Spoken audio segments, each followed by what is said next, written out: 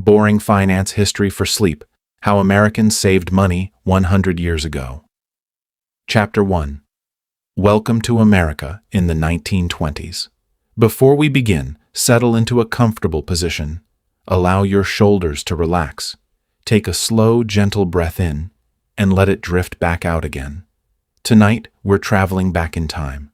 Not to a world of kings or castles. Not to great battles or famous speeches. But to something much quieter. Something almost everyone experienced. Saving money.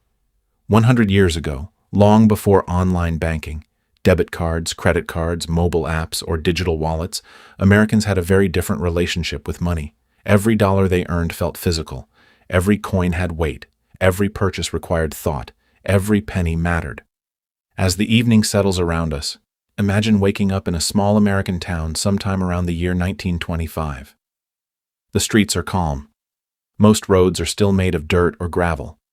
Only a handful of automobiles pass by each hour. Horse-drawn wagons are still common in many communities. The air smells of fresh bread from a nearby bakery. A train whistle echoes in the distance. Children walk to school carrying small lunch pails. Shopkeepers sweep wooden sidewalks before opening their stores. Nothing moves particularly fast. Life itself seems to breathe at a slower pace. Inside a modest wooden home, a family begins another ordinary morning. The father prepares for work. Perhaps he works at a factory, perhaps on a farm, maybe at a railroad company, or inside a small hardware store.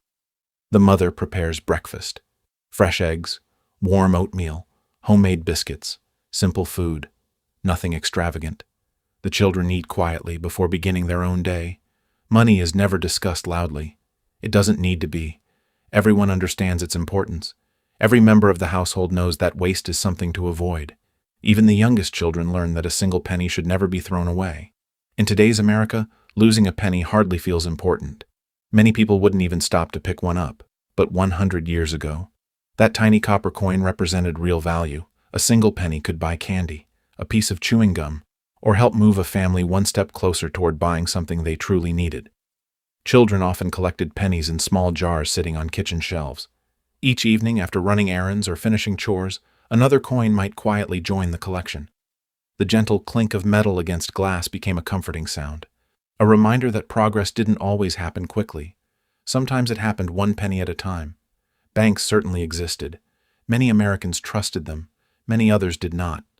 Older generations remembered financial panics. Some had watched neighbors lose their savings when banks closed unexpectedly. Trust had to be earned. Because of this uncertainty, families developed countless ways to protect their money. Some hid cash beneath mattresses. Others placed coins inside coffee tins. Some used wooden boxes hidden beneath loose floorboards.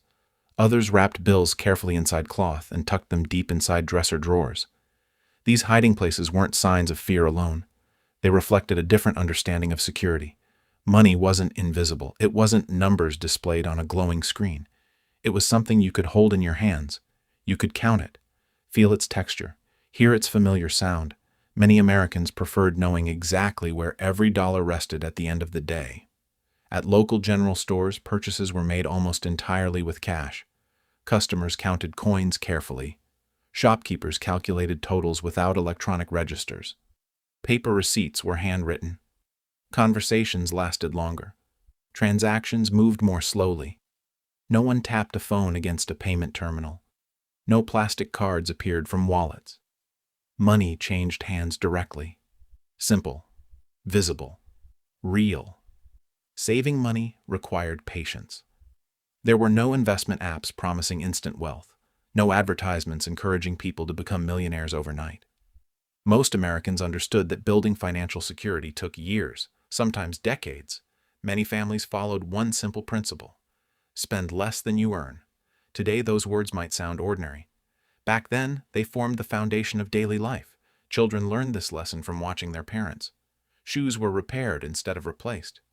Clothes were patched again and again. Furniture stayed inside homes for generations. Glass jars became storage containers. Old newspapers wrapped gifts. Nothing useful was discarded without careful thought. Waste felt almost disrespectful. During harvest season, farms became especially busy. Entire families worked together, neighbors helped one another. Payment didn't always come in cash. Sometimes labor itself became currency. A day's work repairing a fence might be exchanged for sacks of potatoes, fresh milk, firewood, or assistance harvesting crops later in the year. This system of exchanging goods and services reminded people that wealth wasn't measured only by money. Skills had value, time had value, trust had value. Community itself possessed tremendous economic power. In cities, factory workers often received weekly wages. Payday carried excitement. Workers carefully folded dollar bills before placing them inside leather wallets. Some walked directly to the bank. Others stopped at grocery stores first. Many returned home and handed nearly every dollar to the person managing household expenses. In countless homes, that responsibility belonged to mothers. With remarkable discipline, they stretched every dollar further than seemed possible. Budgets weren't created on spreadsheets. They existed inside notebooks, inside envelopes, or simply inside memory. Experienced homemakers knew exactly how much flour remained, how much sugar would last, how many weeks before new shoes became necessary.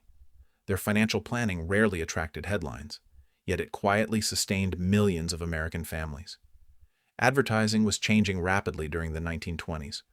Bright posters encouraged people to purchase new radios, stylish clothing, modern kitchen appliances, automobiles. Yet despite these temptations, many families resisted unnecessary spending, not because they disliked nice things, but because security felt more valuable than luxury. A growing savings jar represented peace of mind. A full pantry represented confidence. A debt-free household represented success. As evening arrived, families gathered together. Electric lighting existed in many towns, though not everywhere. Some homes still relied upon kerosene lamps. Their warm glow filled quiet rooms. Parents balanced household accounts. Children completed homework. Someone might read aloud from a newspaper. The world felt both smaller and slower. Outside, crickets sang beneath dark American skies. Inside, another coin found its place inside a jar. Another dollar rested safely inside an envelope. Another ordinary day ended. No one imagined these simple habits would soon face their greatest challenge.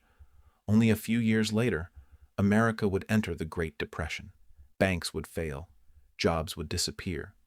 Millions of families would discover that every lesson about saving money would suddenly become more important than ever before. But for now, the nation still rests peacefully. The economy appears strong. The future seems bright. And somewhere, inside a quiet wooden home, a child carefully places one final penny into a glass jar, believing tomorrow will be just another ordinary day.